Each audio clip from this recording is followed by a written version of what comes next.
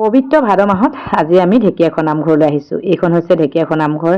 গেটখন চাওক, বহুত বেছি ধুনীয়া। এইখন নতুনকৈ বনাইছে। এইফালে ৰাস্তাটো আহি পালোহি, এইফালে ঢেকীয়াখোৱা নামঘৰ একেবাৰে সন্মুখত। কৃষ্ণ, আহি পালোহি যিহেতু আমি শৰাই চাকি বন্তি গোটেইখিনি লৈ লওঁ। তাৰপিছত আমি নামঘৰৰ ভিতৰলৈ সোমাই যাম। চাকি বন্তি সকলো জ্বলাম, আপোনালোকক দেখাম পৰিৱেশটো। ঢেকীয়াখোৱা নামঘৰ আপোনালোকে যিহেতু দেখিছেই, কিন্তু আমি আজি আহিছোঁ ভিডিঅ' নকৰিনো কেনেকৈ থাকোঁ নহয় জানো। এইফালে আকৌ চাকি বন্তি সকলোখিনি আমি লৈ ল'লোঁ। দেখিছেনে বাৰু, চাকিবিলাক ইমান ধুনীয়াকৈ ধুই থৈছে চাফা কৰি।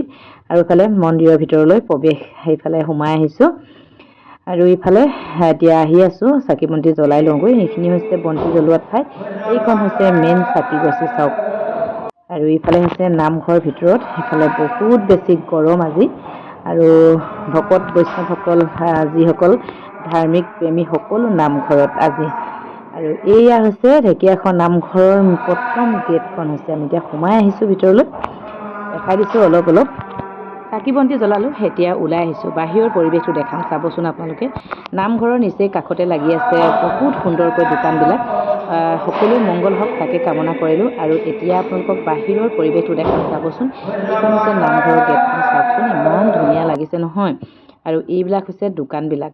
পৰিৱেশটো সঁচাই বহুত সুন্দৰ নহয় জানো। আৰু ভাদ মাহ বুলি ক'লেতো এটা প্ৰত্যেকৰে বেলেগ দিন। আচলতে আমি ঢেকীয়াখোৱা নামঘৰ প্ৰত্যেক দিনেই স্মৰণ কৰোঁ। আৰু ৰাস্তাইদি গ'লেই আমি ঢেকীয়াখোৱা নামঘৰ গেটখন দেখিলে মূৰ দোৱাই যাওঁ, প্ৰত্যেকৰে হয় নহয় জানো। আৰু আজি এয়া পবিত্ৰ ভাদ মাহত আজিৰ দিনটোতে আমি ঢেকীয়াখোৱা নামঘৰত সেৱা ল'লোঁ, আশীৰ্বাদ বিচাৰিলোঁ।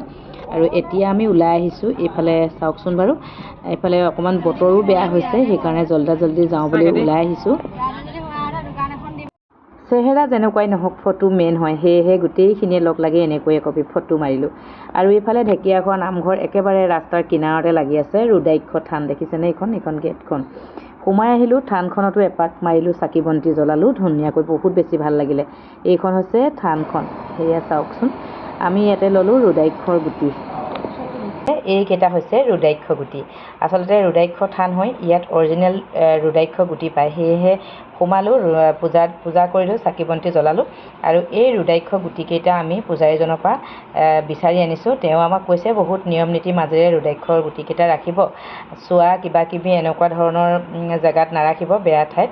সেইকাৰণে বহুত ধুনীয়াকৈ পূজা কৰি আমি এই ৰুদ্ৰাক্ষ গুটিকেইটা আনিছোঁ ঘৰত থ'বৰ কাৰণে, দেখিছেনে বাৰু। আৰু কেতিয়াবা যদি আপোনালোকে ঢেকীয়াখোৱা নামঘৰলৈ যায়, ৰুদ্ৰাক্ষ থানত সোমাবলৈ নাপাহৰিব। আমি তাতে চাকি বন্তি জ্বলাই সেৱা সৎকাৰ কৰি পূজা চূজা কৰি আহিলোঁ।